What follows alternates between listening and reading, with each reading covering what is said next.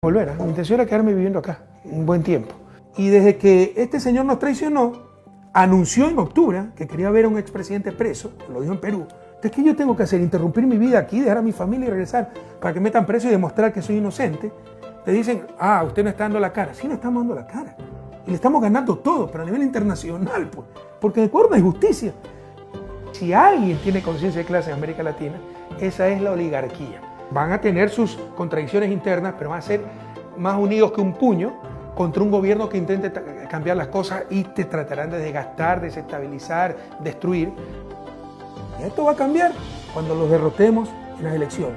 Y como saben que lo vamos a derrotar, van a aumentar, a incrementar la persecución, porque su objetivo es no permitirme regresar al país y que participe en elecciones. Mi intención era retirarme de la política, intención sincera. O sea, ¿por qué iba? ¿Qué ganaba yo haciendo todo lo que hice? O sea, si hubiera querido continuar en la política, me lanzaba a la reelección y les ganaba. Quise retirarme de la política, devolverle la paz que 10 años le quité a mi familia, volver a la academia, que es lo que más me gusta. Pero la política no se retiró de mí. Empezaron a perseguirnos, a destruir la patria y hemos tenido que ser presentes. Y ahora, si es necesario volver para ganar las elecciones, tendré que volver. A un gran costo personal y familiar.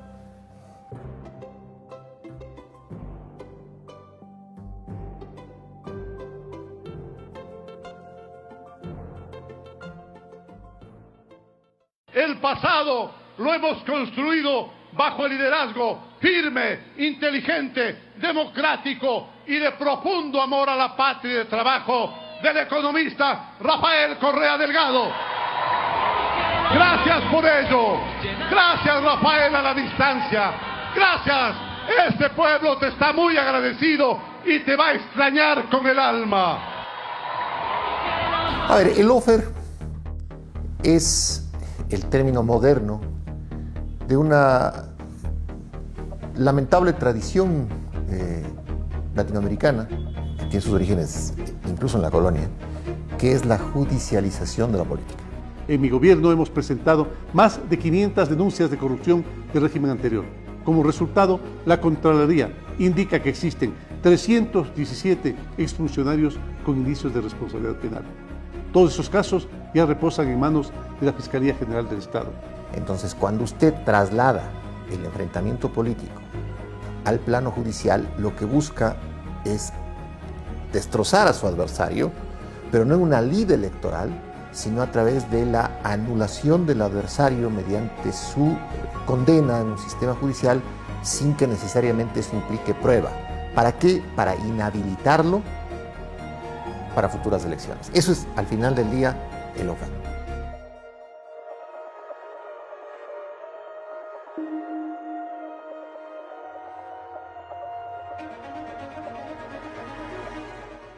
Estoy decidido, claro que estoy decidido a cambiar el país, decidido a que se sancionen a los correístas que sacaron los dineros del pueblo. Estoy decidido a que se sancionen a los que se robaron el dinero en obras que no sirven para nada. Bueno, obviamente lo que busca es eliminar al oponente político. Lo que no logran en las urnas quieren lograrlo a través de esta judicialización de la política y actúa a través de dos ejes, el eje mediático y el eje judicial propiamente. En el eje mediático se toma un caso de corrupción real o inventado, se lo generaliza, se lo exagera para que la gente crea que todo ha sido corrupción y uno está condenado en los titulares. Y con el poder mediático más el poder político, en el caso ecuatoriano, donde nos traicionaron, son las dos patas del lawfare.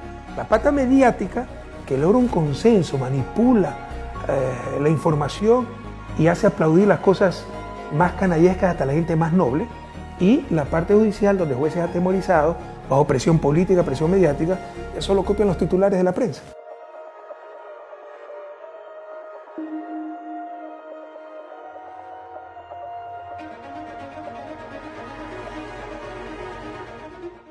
Me han retirado todos los encargos del presidente de la República por opinar, por criticar, por denunciar, por decir la verdad, por pedidos de Abdalá Bucaram, por pedido de Guillermo Lasso, por pedido de los grandes empresarios, por pedido de los opositores, traicionando de esta manera la voluntad popular que dio el triunfo a un binomio, al binomio Lenín Moreno Jorge Glass. Era una especie de trofeo que ese hambre atrasada que tenían las élites desplazadas del poder querían cobrarse lo antes posible.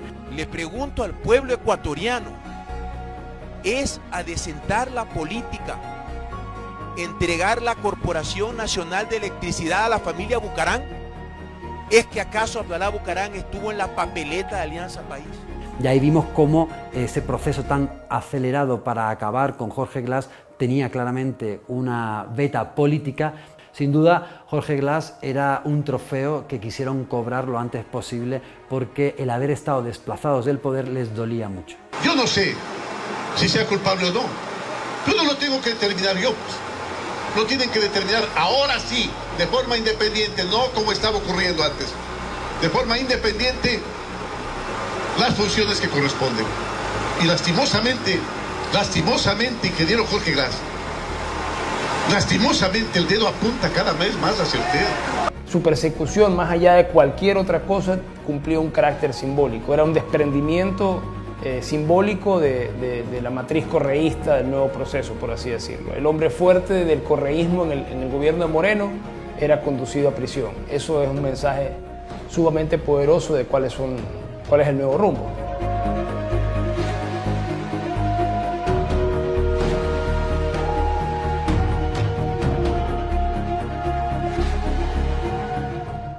¿Cómo se llama el caso de corrupción por el cual está condenado Jorge Glass? ¿Cómo se llama? Odebrecht, ¿verdad? ¿Por qué? Porque Odebrecht es la principal corrupta y corruptora. Odebrecht ni siquiera fue acusada. ¿Entienden lo que ha pasado? El gobierno pactó con Odebrecht para que sus funcionarios sin pruebas involucren a Jorge Glass, meterlo preso y robarle la vicepresidencia. No seamos ingenuos, ¿no? Pero hubo un testimonio de un corrupto al cual le ofrece reducción de pena si involucra al otro. Eso no tiene ninguna validez. Así sea un testigo con credibilidad, el testimonio debe estar comprobado. Si no, cualquier falso testimonio te mete preso. Nada de eso hay en el caso de Jorge Glass.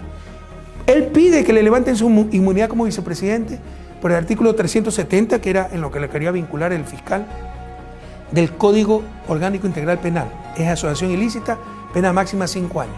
Podía pedir libertad condicional y regresar a la vicepresidencia. Lo condenan con el código anterior y le ponen una pena de 6 años.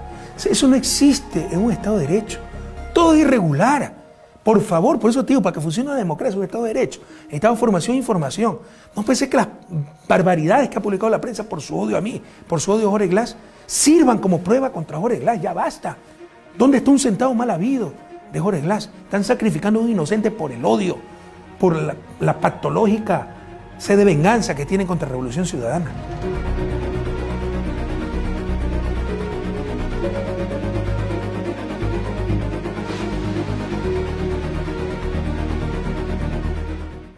Bueno, en el Ecuador no tenemos presidentes presos, pero no hemos perdido la esperanza. Yo creo que Moreno lo que hace sencillamente es volverse un instrumento de quien realmente gobierna la nación, que son los poderes de los banqueros que se han enriquecido estos años, de los sectores empresariales depredadores del país, que le cooptaron a Moreno cuando ganó la presidencia, e incluso antes, y que después simplemente le han inyectado la consigna de que tiene que desaparecer al correísmo como fenómeno político. En ese escenario, que esté Pavón, que esté Hernández, que esté cualquiera, a Moreno no le importa. Es decir, él prescinde de cualquier tipo de consideración porque esa es su personalidad. Los consejeros presidenciales ecuatorianos Ricardo Patiño y Virgilio Hernández, junto a la secretaria de la Gestión Política, Paula Pavón, presentaron la renuncia a sus cargos dentro del gobierno. Cuando tomé la decisión de renunciar al gobierno de Lenín Moreno, yo sabía que esa decisión que fue tomada como una afrenta iba a tener consecuencias, pero jamás me imaginé que la consecuencia iba a ser la cárcel.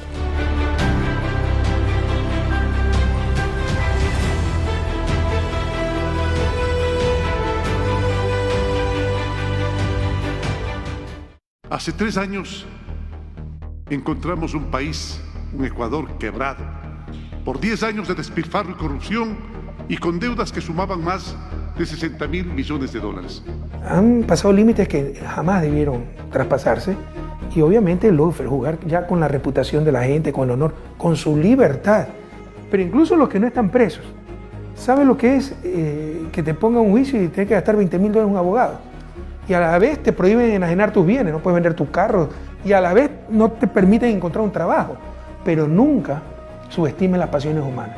También es mucho odio acumulado, y no porque les haya ido mal con nosotros.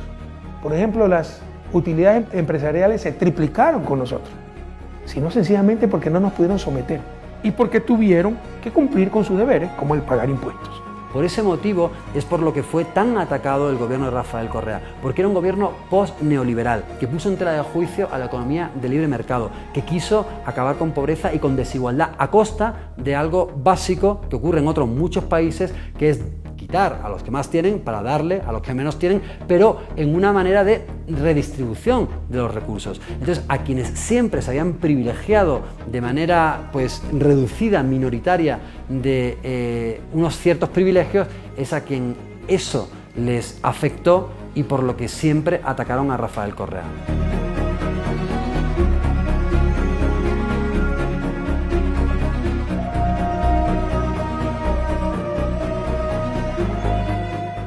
El lawfare es la herramienta de confrontación política del neoliberalismo. El neoliberalismo ve la prestación de servicios públicos como una carga al contribuyente. El neoliberalismo ve al empresario exitoso como el político ideal, porque si es exitoso en su empresa privada, entonces el manejo del Estado es algo similar.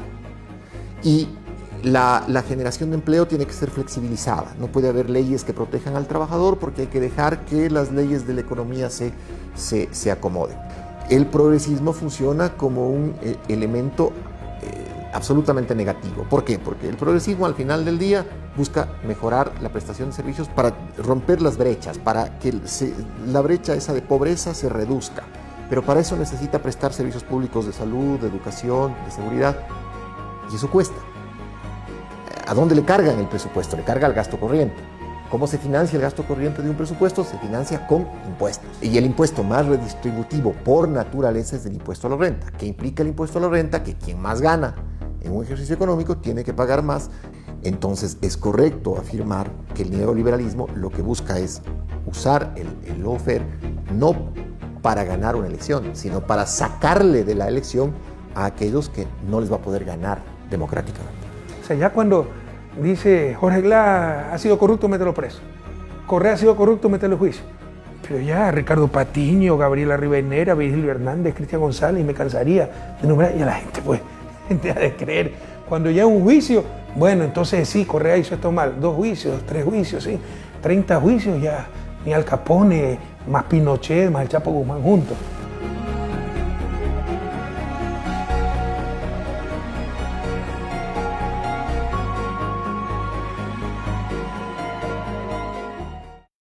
Avanza la investigación sobre supuestos aportes irregulares a las campañas electorales del correísmo en el caso denominado Arroz Verde. La contundencia de los documentos revelados por el portal Mil Hojas motivó de inmediato la acción fiscal en los primeros días de mayo y el caso Arroz Verde acorraló a Laura Terán y Pamela Martínez, ex asesoras de Rafael Correa. El caso Arroz Verde es el más claro ejemplo donde se funde lo macondiano de América Latina con lo perverso del neoliberalismo.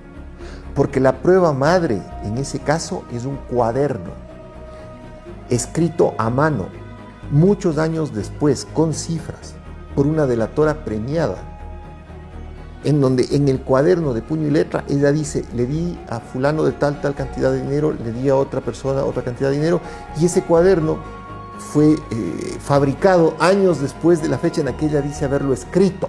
El cuaderno que además contiene los datos numéricos de las cifras exactamente igual que lo que dice el reportaje de Villavicencio y Zurita.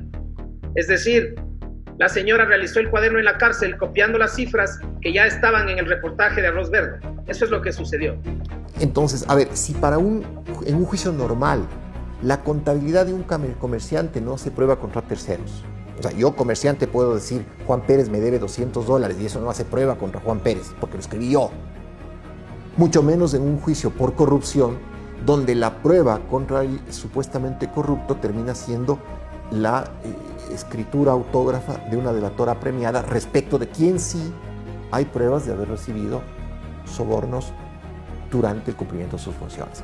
Pero como es delator apremiado, y el delator premiado, no se olvide usted que es la pieza fundamental del lawfare, sale de escena y es premiado con la libertad y con el vaciar la investigación respecto del delator.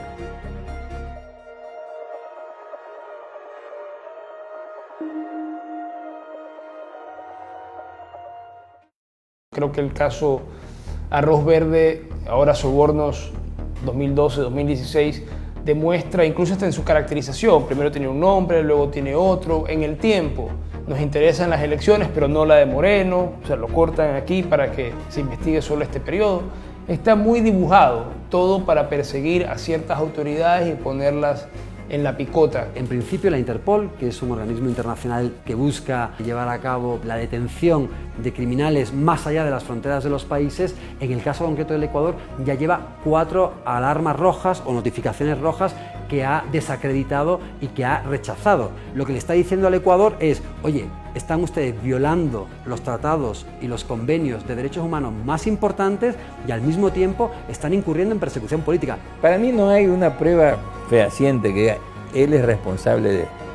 Creo que lo máximo que le han dicho creo que es $6.000 que recibió de ese fondo de sobornos, le llaman, antes llamaban Arroz Verde, ¿no? Que le dieron $6.000. ¿No? Bueno, pues eso es absurdo, ¿no? Decir que un presidente recibió $6.000 y que por eso tiene una responsabilidad penal, ¿no? Claro, la intención de eso es decir, es que él armó todo ese aparato.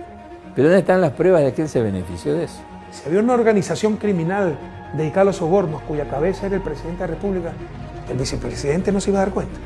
El vicepresidente, hasta el 2013, fue Lenín Moreno Garcés. Esto es una gran farsa.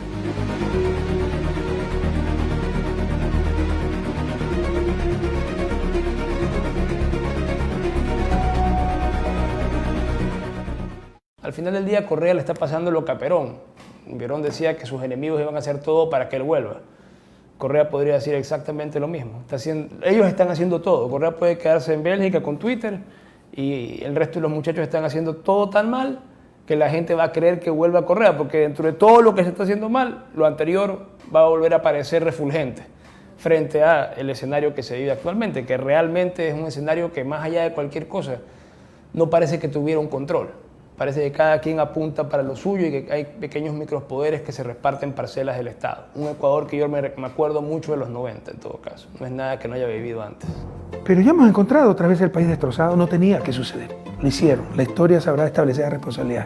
Pero no es momento de llorar sobre la leche derramada, sino ver hacia el futuro. Ya vimos, ya alguna vez tuvimos un país destrozado después de la crisis del 99 y pudimos salir adelante todos juntos. Saldremos nuevamente adelante.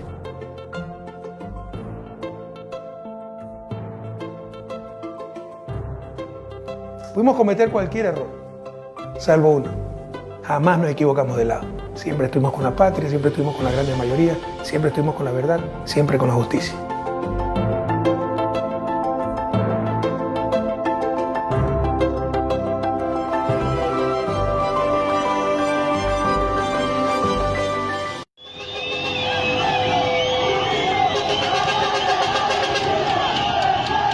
El 1 de octubre del año pasado, el presidente Lenín Moreno lanza un decreto en aras de complacer los requerimientos del Fondo Monetario Internacional, subiendo un 120% los precios de los combustibles.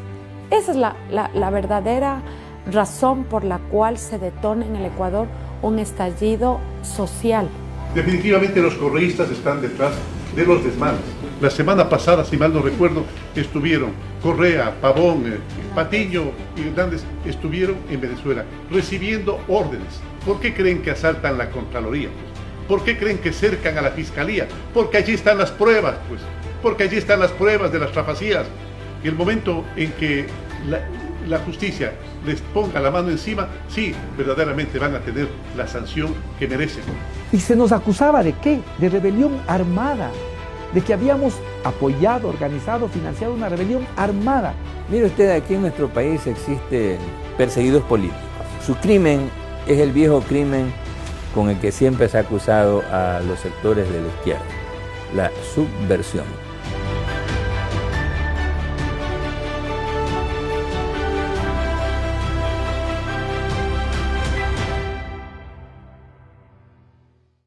Yo vivo cerca, unos 25 kilómetros de Bruselas,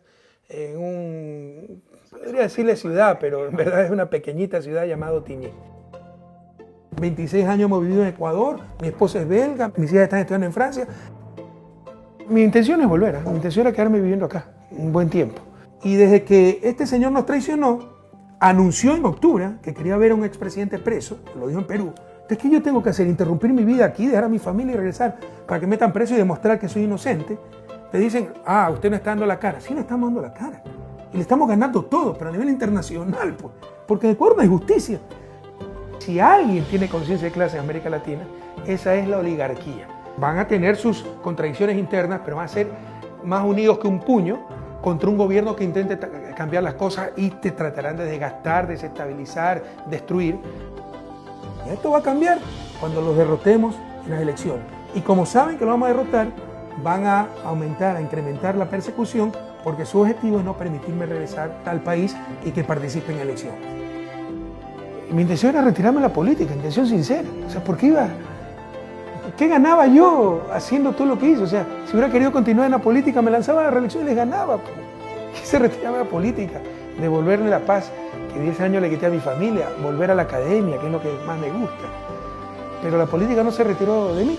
Empezaron a perseguirnos, a destruir la patria, y hemos tenido que decir presentes. Y ahora, si es necesario volver para ganar las elecciones, tendré que volver. A un gran costo personal y familiar.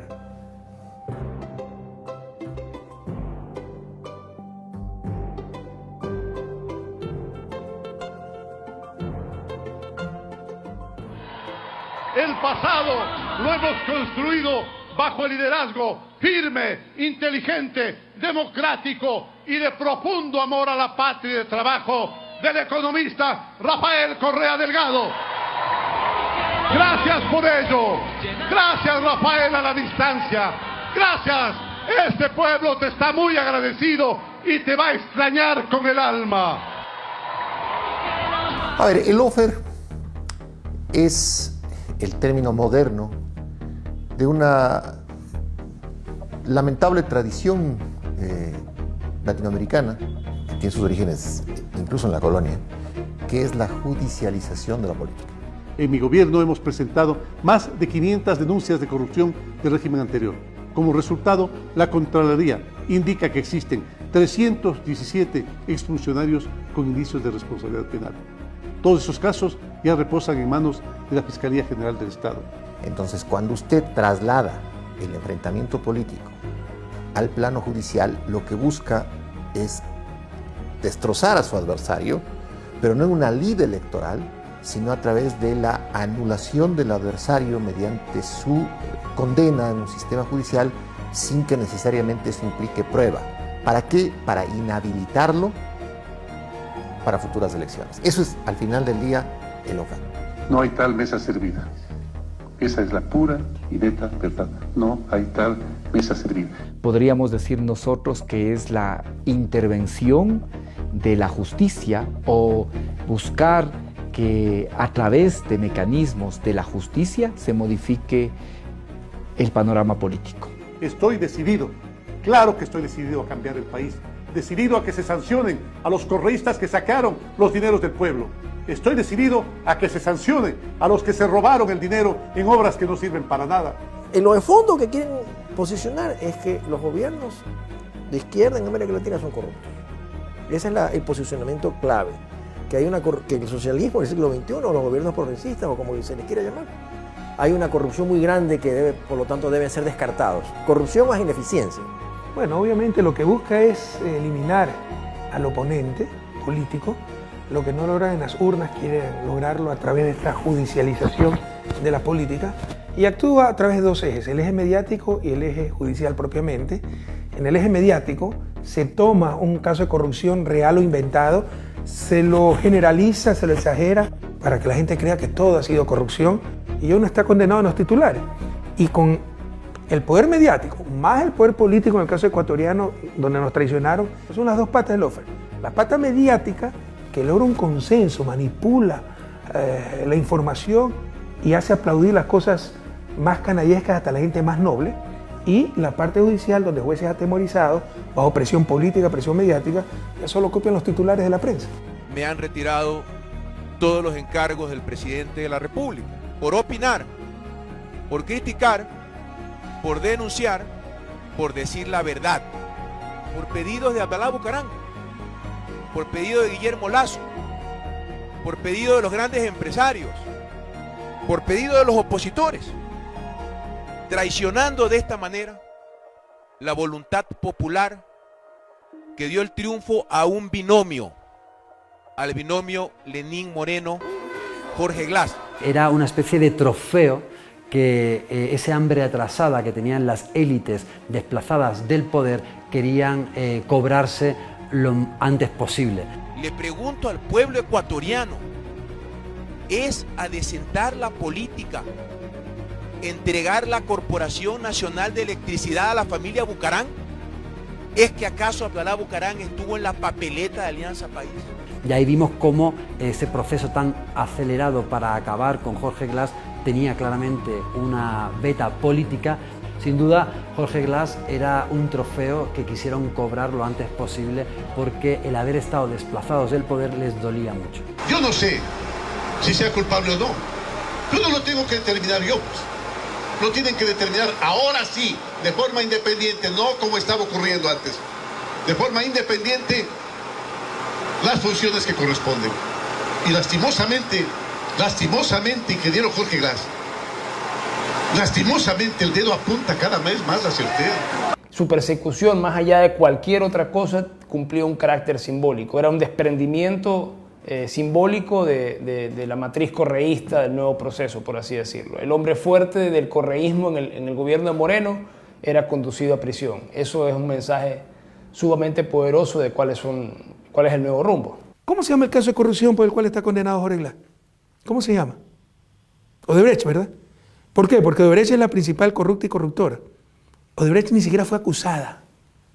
¿Entienden lo que ha pasado? El gobierno pactó con Odebrecht para que sus funcionarios sin pruebas involucren a Jorge Glass, meterlo preso y robarle la vicepresidencia. No seamos ingenuos, ¿no? Pero hubo un testimonio de un corrupto al cual le ofrece reducción de pena si involucra al otro. Eso no tiene ninguna validez.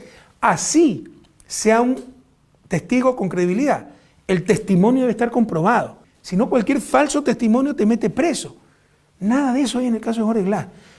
Él pide que le levanten su inmunidad como vicepresidente por el artículo 370, que era en lo que le quería vincular el fiscal, del Código Orgánico Integral Penal. Es asociación ilícita, pena máxima 5 años. Podía pedir libertad condicional y regresar a la vicepresidencia.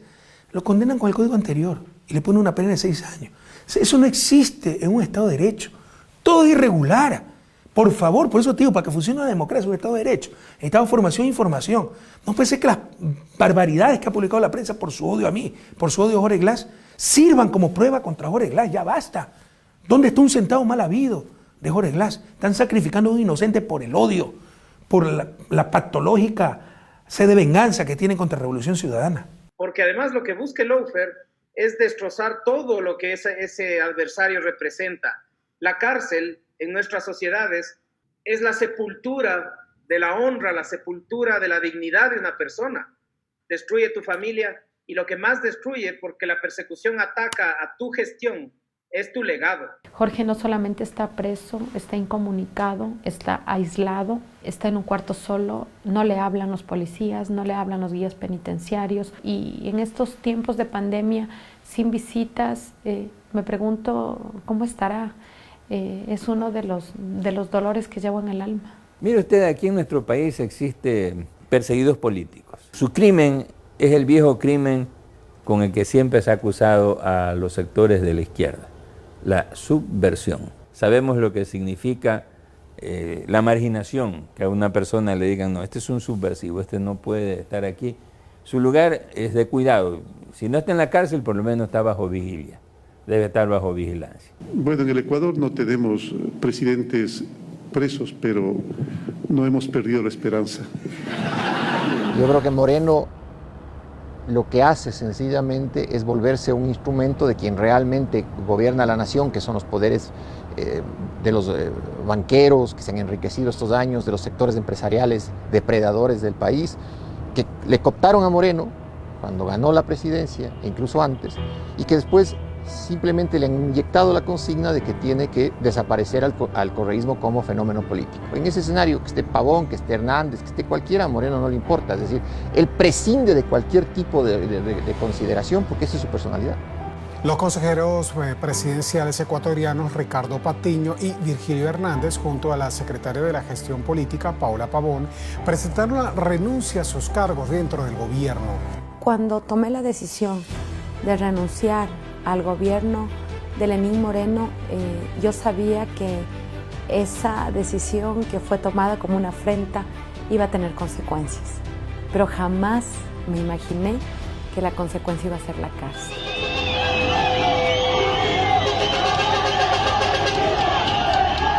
El 1 de octubre del año pasado, el presidente Lenín Moreno lanza un decreto en aras de complacer los requerimientos del Fondo Monetario Internacional, subiendo un 120% los precios de los combustibles.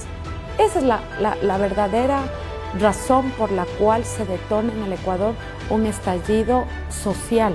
Definitivamente los correístas están detrás de los desmanes. La semana pasada, si mal no recuerdo, estuvieron Correa, Pavón, Patiño y Hernández estuvieron en Venezuela recibiendo órdenes. ¿Por qué creen que asaltan la Contraloría? Pues, ¿por qué creen que cercan a la Fiscalía? Porque allí están las pruebas, pues. Porque allí están las pruebas de las trafacías. Y el momento en que la justicia les ponga la mano encima, sí, verdaderamente van a tener la sanción que merecen. Y se nos acusaba ¿de qué? De rebelión armada, de que habíamos apoyado, organizado, financiado una rebelión armada. A mí me amenazó la ministra del Interior por mi cuenta Twitter. A mí me dijo, espere, señora prefecta, se acabarán las manifestaciones e iremos por usted. ¡Está con la prefecta de Pichincha, electa por votación popular! ¡Esta es la represión del gobierno de Moreno! ¡Aquí estoy! ¡Esta es la forma! ¡Me han encontrado en mi cama, durmiendo! ¡Esta es la famosa conspiración! Y el 14 de octubre a las 5:15 de la madrugada botaron las puertas de mi casa, literalmente las echaron abajo. Entraron, rompieron la puerta, patearon. Un militar entró a mi cuarto mientras estaba desnuda. Yo tengo derechos como cualquier ecuatoriana. Estuve desde las 7 de la mañana que llegué a flagrancia hasta las 7 de la noche detenida sin saber por qué estaba detenida, porque además nunca me dijeron por qué delito me estaban procesando. Le pido al país, le pido a Pichincha y le pido al mundo entero que acompañe este caso. Esa es la persecución política. Y después no pudieron sustentar esto. Y por lo tanto, el 24 de diciembre tuvieron que decir que no es cierto, que no tienen indicios para sostener rebelión armada y que por lo tanto reformulaban cargos. Y aún así, la Fiscalía protestó por esa decisión de la jueza, y amenazó a la jueza con enjuiciarle por prevaricato. Amenazó a la jueza con enjuiciarle. Pero nadie se preguntó si la Fiscalía no tenía indicios para haberles acusado de rebelión armada. ¿Por qué estuvieron presos? ¿Por qué estuvieron presos? ¿Por qué Paola Pavón y Cristian tuvieron 72 días y en mi caso 52? ¿Por qué estuvimos presos? Hay límites muy claros que no se pueden pasar si es que tu actitud es sincera de servicio a los demás. Por ejemplo, utilizar el odio como instrumento político es gravísimo. En el país se ha inoculado mucho odio, en base del cuento además. El Servicio de Protección Presidencial detectó una cámara oculta en el despacho del presidente de la República. Se me informa que esta cámara fue instalada por el presidente Correa y que él le monitoreaba desde su teléfono celular. Te obnubila, pierdes tu capacidad de razonar y ya crees cualquier cosa y crees que darle un tiro al otro es hacer patria. Hace 3 años encontramos un país, un Ecuador quebrado, por 10 años de despilfarro y corrupción y con deudas que sumaban más de $60.000 millones.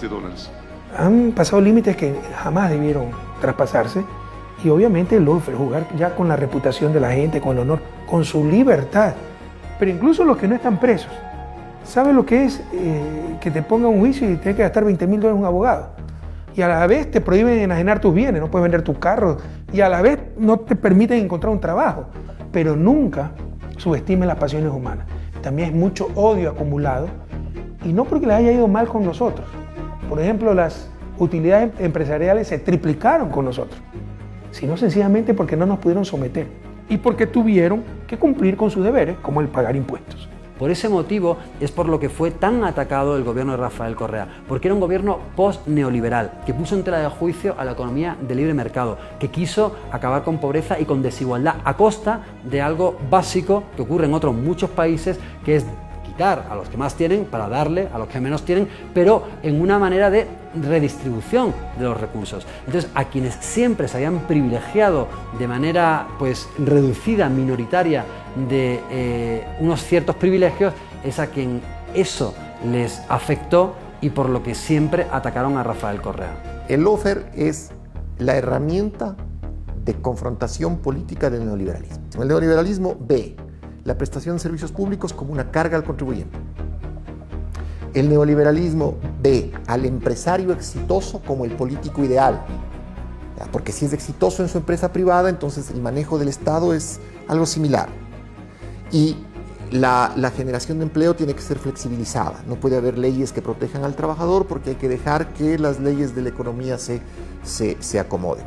El progresismo funciona como un elemento absolutamente negativo. ¿Por qué? Porque el progresismo al final del día busca mejorar la prestación de servicios para romper las brechas, para que la brecha esa de pobreza se reduzca. Pero para eso necesita prestar servicios públicos de salud, de educación, de seguridad. Y eso cuesta. ¿A dónde le cargan el presupuesto? Le carga al gasto corriente. ¿Cómo se financia el gasto corriente de un presupuesto? Se financia con impuestos. Y el impuesto más redistributivo por naturaleza es el impuesto a la renta. ¿Qué implica el impuesto a la renta? Que quien más gana en un ejercicio económico tiene que pagar más.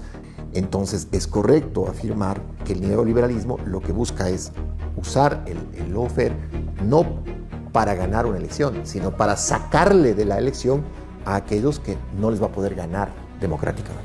O sea, ya cuando dice Jorge Glass ha sido corrupto, mételo preso.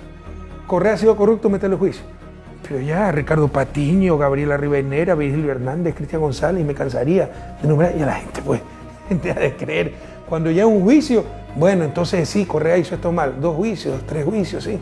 30 juicios ya, ni Al Capone, más Pinochet, más el Chapo Guzmán juntos. Fernando Valda oficializó la denuncia en la Fiscalía General del Estado por el presunto delito de peculado que habría cometido el expresidente Correa, entre otras personas. Lo acusa de haber utilizado recursos económicos públicos para secuestrarlo en Colombia.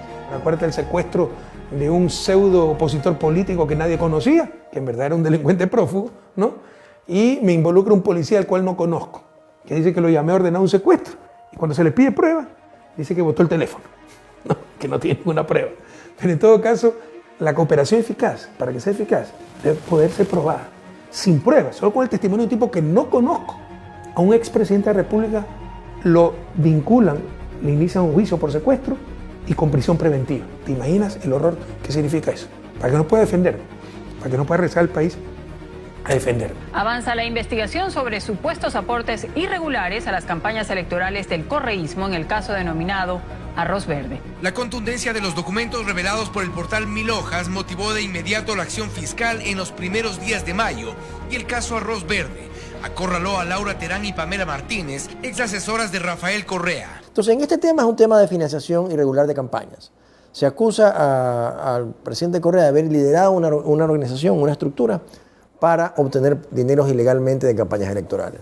Pero no está probado que él haya liderado, no está probado que le haya pedido un centavo, no hay una reunión en que ella haya estado, ni yo tampoco.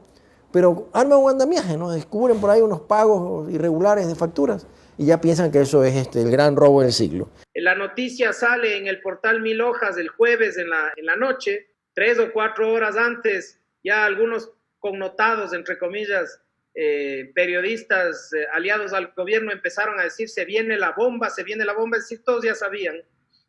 Ya sale la noticia y resulta que un policía que dice haber tenido por costumbre parte de su trabajo hacer monitoreo de redes sociales, oh sorpresa, descubre la noticia. Oh sorpresa, por primera y única vez en su vida decidió que esa noticia merecía un parte policial y realiza una materialización de toda la documentación de la noticia, le genera un parte a la fiscal y la fiscal inmediatamente abre una investigación previa y detienen a Pamela Martínez en el aeropuerto de Guayaquil. El caso Arroz Verde es el más claro ejemplo donde se funde lo macondiano de América Latina con lo perverso del neoliberalismo. Porque la prueba madre en ese caso es un cuaderno escrito a mano muchos años después con cifras por una delatora premiada, en donde en el cuaderno de puño y letra ella dice: le di a fulano de tal cantidad de dinero, le di a otra persona otra cantidad de dinero, y ese cuaderno fue fabricado años después de la fecha en la que ella dice haberlo escrito. El cuaderno que además contiene los datos numéricos de las cifras exactamente igual que lo que dice el reportaje de Villavicencio y Zurita. Es decir, la señora realizó el cuaderno en la cárcel copiando las cifras que ya estaban en el reportaje de Arroz Verde. Eso es lo que sucedió. Entonces, a ver, si en un juicio normal la contabilidad de un comerciante no se prueba contra terceros. O sea, yo comerciante puedo decir: Juan Pérez me debe $200 y eso no hace prueba contra Juan Pérez porque lo escribí yo.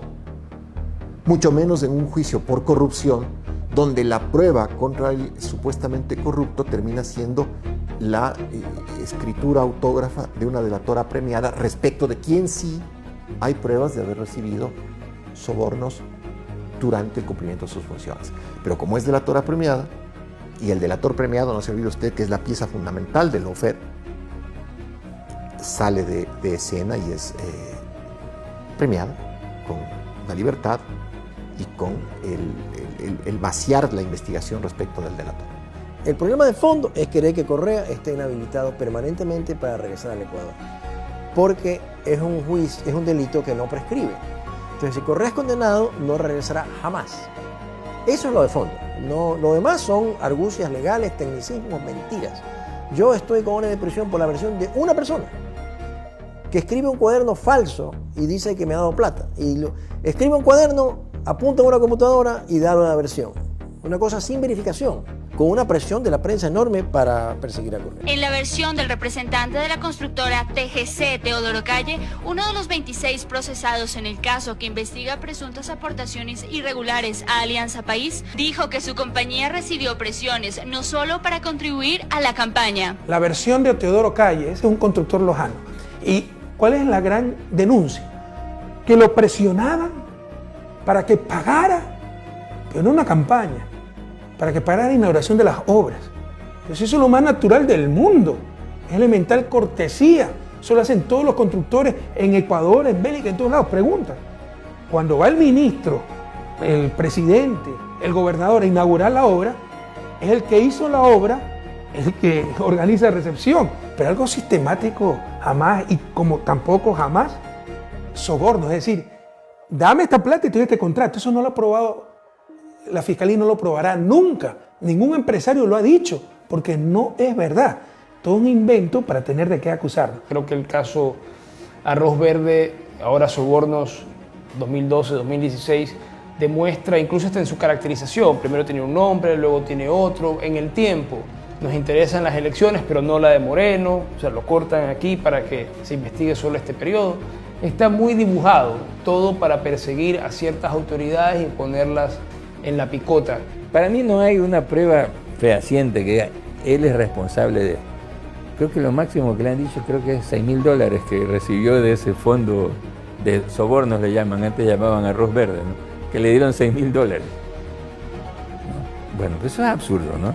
Decir que un presidente recibió $6.000 y que por eso él tiene una responsabilidad penal. Claro, la intención de eso es decir, es que él armó todo ese aparato. Pero ¿dónde están las pruebas de que él se benefició de eso?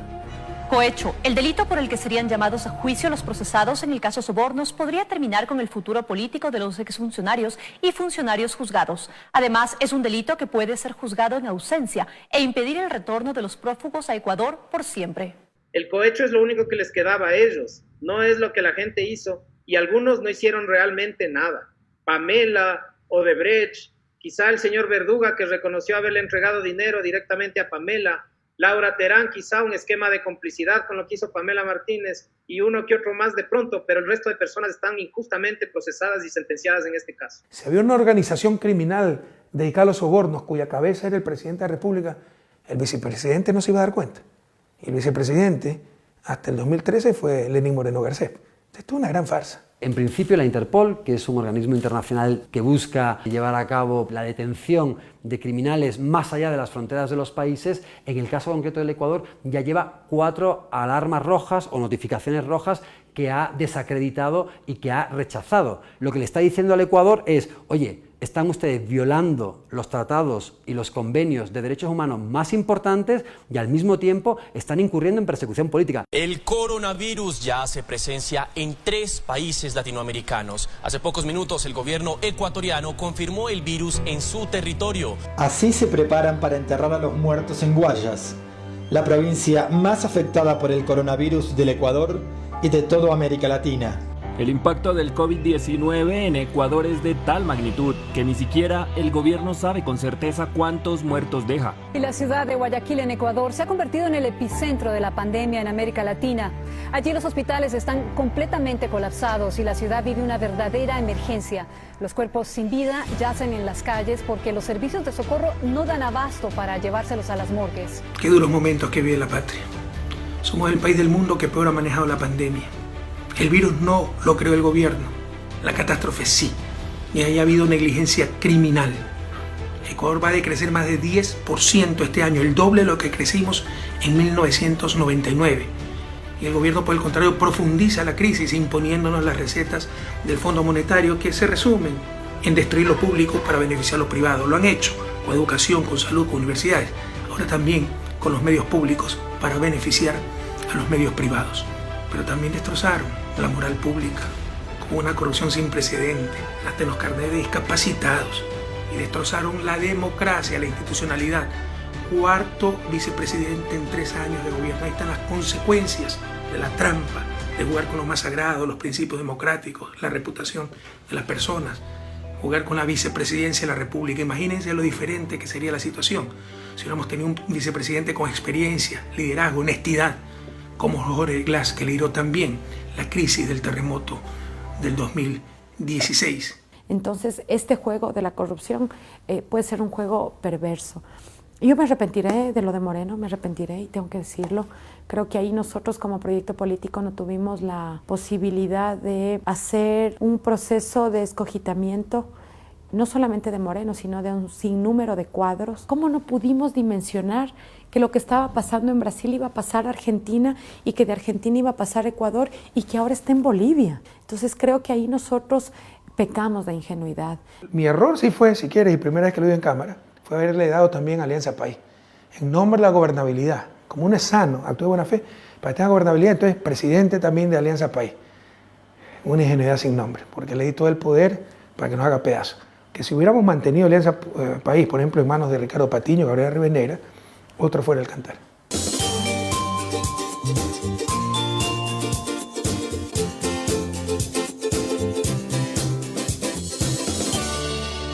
El gobierno de todos. Vamos a crear el Metroférico de Quito, que conectará La Carolina con el Aeropuerto Internacional Mariscal Sucre de Tababel. En este sentido anunció una mega obra para la costa del país, la construcción del tren playero. Vamos a recorrer playas en Gabao, en Lunga, Chanduy, Atahualpa, Alconcito, Salinas, Libertad, Punta Blanca, San Pablo, Monteverde, Allanque, Valdivia, Mangaralto, Montañita, 400 kilómetros de tren. Yo creo que nos han retrasado décadas a nivel institucional, a nivel democrático, a nivel cultural, de cultura política, cultura democrática, a nivel político. Devaluaron la política, ¿no? La palabra, o sea, destruyó la democracia. Entendamos que democracia no es dar una patente de corso, un cheque en blanco al que fue electo para que haga lo que le da gana. Es que cumple el programa que ofreció en campaña, por el que se votó en las urnas. Desde que votó a la basura ese programa, Moreno rompió la democracia, devaluó la política, ha devaluado la palabra presidencial. Nos ha destruido nuestra cultura democrática. En más de una ocasión escucho que fue que pasó de las casas, que fue de las casas que ofrecieron. A quienes critican que no estamos atendiendo el tema de vivienda, les invito a comparar las 20.000 casas de este año con el de la década pasada, en la que apenas se entregaron 8.000 viviendas anuales. Espero que aprovechen de la mejor manera esta cancha y todas las instalaciones deportivas que estamos haciendo. ¿Yo qué voy a criticar a un hombre Moreno? Pues no ha hecho nada, pues sus 2 canchas sintéticas, o sea, las voy a criticar.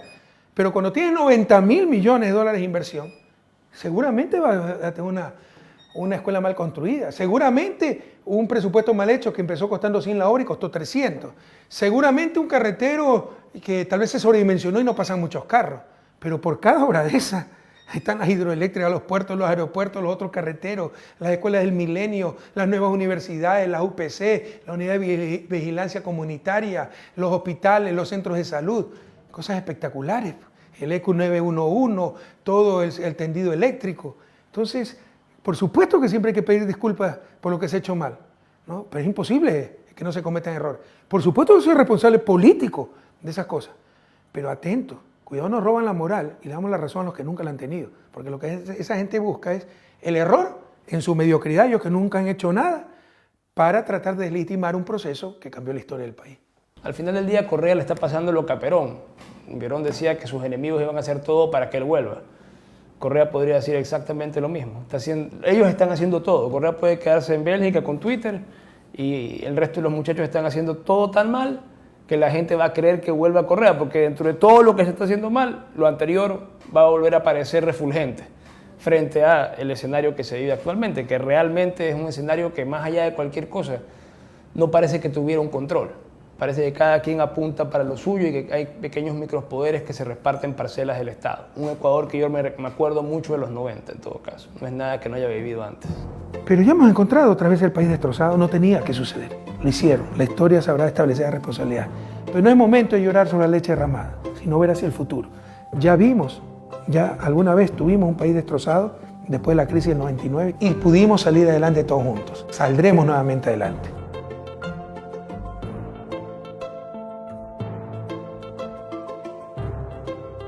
Pudimos cometer cualquier error, salvo uno. Jamás nos equivocamos de lado. Siempre estuvimos con la patria, siempre estuvimos con la grande mayoría, siempre estuvimos con la verdad, siempre con la justicia.